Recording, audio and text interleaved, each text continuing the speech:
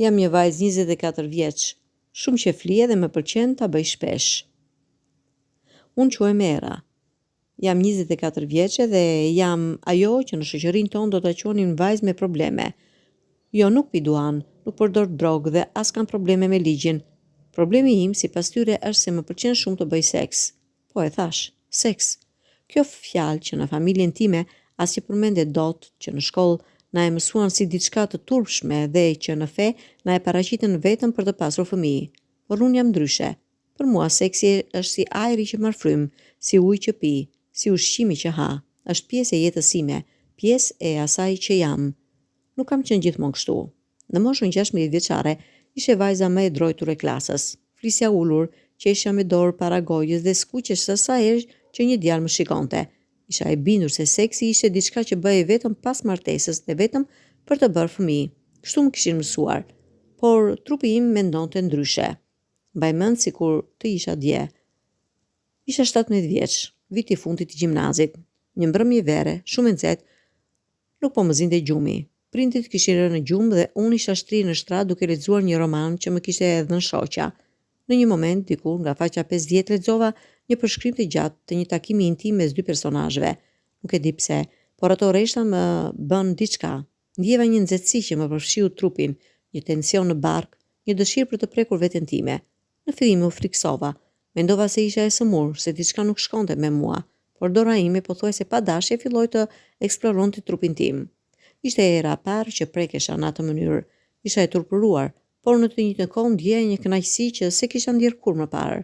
Dhe kur arrita atje, në atë pikën kur trupi të dridhej dhe mendja të zbrazet, kuptova se diçka e re kishte lindur tek unë. Atë natë nuk fjeta fare. Qëndrova zgjuar duke menduar, a jam normale? A u bëj gjërat e gabuara? Të nesme në shkollë pas shokët e mi ndryshe. Vështroja duart e tyre, mendja më shkonte atje dhe përsëri turpërohesha. Erdhi viti i parë i universitetit, u transferova në Tiranë për të studiuar gazetari. Larg shtëpisë, larg prindërve, më në fund e lirë. Në javën e parë në një konvikt studentësh takova Ardin. Ardi ishte një djalë i buzëqeshur, i gjatë, me sy ngjyrë lajthie që shkëlqeni sa herë që më shikonte. Filluam të dilnim si miq. Pastaj si diçka më shumë, ishte dashuria ime e parë e vërtet. Një mbrëmje, pas një dallë në liçen, ai më puthi. Ishte puthja ime e parë e vërtet. Dhe aty, në atë moment, kuptova se çfarë do të thoshte të ndjeje dëshirë për dikë. Trupi im digjej, duart më dridheshin dhe unë doja më shumë. Pas 3 muajsh lidhje vendosëm ta bënim. Ishte në dhomën time në konvikt. Një natë, kur shokët e dhomës kishin shkuar në shtëpi. Kujtoj që dridhesha si shkop, jo nga frika, por nga emocioni. Ardi ishte i butë, i kujdesshëm, më pyeti çdo moment nëse isha mirë, nëse doja të vazhdonim. Dhe kur ndodhi, ai hyri brenda meje. Përjetova diçka që se kisha imagjinuar kur, nuk ishte vetëm dhimbja e shenjës që po humbisja, ishte një ndjesi e çuditshme bashkimi, sikur dy trupe po bëheshin një. Dhe pastaj kur mbarua mund qava. Ardi u trem. Pse qan? Të lëndova. Unë tunda kokën. Jo, nuk më lëndove. Qaj sepse ishte e bukur, shumë e bukur, dhe nuk e dija se mund të ishte kështu. Pas asaj nate diçka ndryshoi tek unë. Ishte sikur dikush kishte hapur një derë që nuk mbyllej më. Ardi dhe unë filluam të bënim shpesh. Në fillim një herë në javë, pastaj 2 herë, pastaj pothuajse çdo ditë, dhe sa më shumë e bëja, aq më shumë doja. Ardi filloi të lodhej. Një mbrëmje, pasi mbaruam, më tha: "Era, a të mjafton kur?" Unë qesha, "Çfarë do të thuash?" "E kam fjalën, çdo herë që takohemi ti do më shumë. Unë jam i lodhur, nuk e di nëse mund të vazhdoj kështu." Atë natë u ndam, jo sepse unë isha shumë, por sepse ai ishte pak, dhe unë kuptova diçka të rëndësishme. Nuk isha unë problemi, ishim ne që nuk përputheshim, dhe kjo është në rregull. Pas Ardit erdhin të tjerë. Disa për një natë, disa për një javë, disa për një muaj. Nuk u lidha më seriozisht për një kohë të gjatë. Doja të eksploroja, të kujtoja dhe të kuptoja se çfarë më pëlqente, çfarë më bënte të ndihesha mirë. Ishte një udhëtim i gjatë zbulimi. Mësova se trupi im kishte nevojë për gjëra të ndryshme. Më pëlqente kur isha unë në kontroll, por më pëlqente edhe kur dorëzohesha. Më pëlqente butësia, por më pëlqente edhe pak errësirësia. Më pëlqenin puthjet e gjata dhe ledhatimet e ngadalta, por më pëlqente edhe kur gjërat bëheshin shpejt dhe pas një fjalë. Takova djem që më trajtuan mirë dhe takova djem që më trajtuan keq. Takova ata që më quetën kurv, kur u thash se doja vetëm një natë, dhe takova ata që më falenderuan për sinqeritetin. Mësova të dalloja njërin nga tjetri, mësova të thoja jo kur diçka nuk më pëlqente dhe po kur trupi më thoshte po. Shoqëria jonë nuk është e lehtë për një vajzë që i pëlqen seksi. Nëse një djalë ndërron shumë partner, quhet burr, macho, legjend. Nëse një vajzë bën të njëjtën gjë, quhet kurv, e lehtë, pa moral. E kam dëgjuar këtë fjalë mijëra herë. Në fillim më lëndonte, më bënte të ndihesha e piste, pa vlerë. Një herë një mik i ardit më tha në fytyrë, ti je për tu përdorur, jo për tu dashur. Atë natë qava për orë të tëra. Por pastaj mendova, kush janë ata që më gjykojnë? A janë ata që jetojnë jetën time? A e ndjejnë atë që ndjej unë? A e din ata se çfarë do të thotë jesh unë? Dhe vendosa që nuk do t'i lë ata të më përcaktojnë. Nëse unë jam kurv, sipas tyre, atëherë do të jem kurva më e lumtur në botë, sepse unë e di se çfarë dua, e di si ta marr dhe nuk kam pse të kërkoj falje për këtë. Kur isha 22 vjeç, takova Andrean. Andrea ishte ndryshe. Nuk ishte djalë, ishte vajzë, dhe unë rash në dashuri me të. Nuk e kisha menduar kur më parë se mund të dashurohesha me një grua, por Andrea më tregoi se dashuria nuk ka gjini. Ajo më kuptonte si askush tjetër. Kur i thosha se doja të bëja seks çdo ditë, ajo qeshte dhe thoshte: "Edhe unë zemër, pse mendon se jam me ty?" Me Andrean seksi ishte ndryshe. Ishte më i butë, më i ngadalt, më intim. Ajo dinte çdo cep të trupit tim, çdo pikë që më bënte të dritesha, dhe unë mësova të njihja trupin e saj, të lexoja çdo përshpëritje, çdo dritje. Me Andrean kuptova se seksi nuk është vetëm depërtim dhe orgazm, është komunikimi, është mënyra se si tregon dikujt se e do pa përdorur fjalë, është gjua e trupave që flasin kur goja pushon. Njerëzit më pyesin shpesh, pse të pëlqen kaq të bësh seks, sikur të ishte diçka e keqe, sikur të kisha nevojë për një justifikim.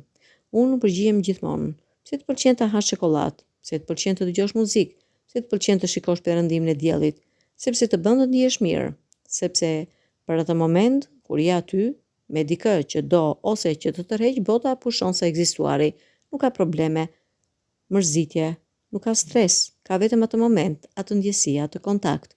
Për mua seksi është si një ilaç. Kur jam e mërzitur, më bën të lumtur, kur jam e stresuar më shliron, kur jam e vetmuar më bën të ndihem e lidhur me dikë, dhe kur jam e lumtur, e bën lumturinë edhe më të madhe.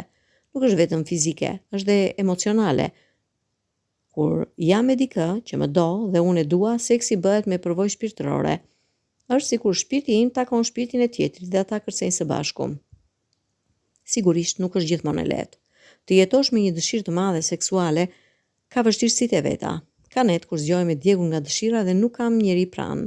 Ka momente kur takoj dikë që më pëlqen, por ai do vetëm një lidhje serioze dhe unë nuk jam gati. Ka raste kur ndihem fajtore që jam kështu, sidomos kur dëgjoj fjalët e nënës sime, kur do të martohesh dhe do të qetësohesh. Por kam mësuar ta pranoj veten time.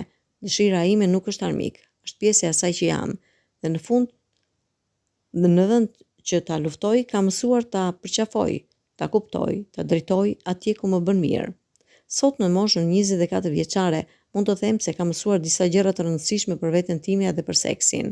Seksi nuk është i turpshëm, është natyral, i bukur dhe i shëndetshëm.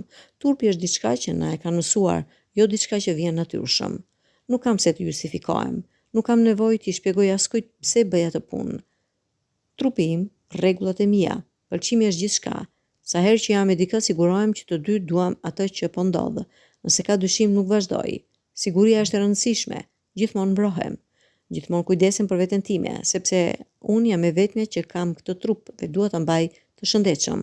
Nuk është turp të thuash jo, edhe pse më pëlqen shumë, ka raste që nuk dua, dhe të thuash jo është po aq e rëndësishme sa të thuash po. Nuk është turp të thuash po, kur dua them po, pa faj, pa justifikime, pa turp.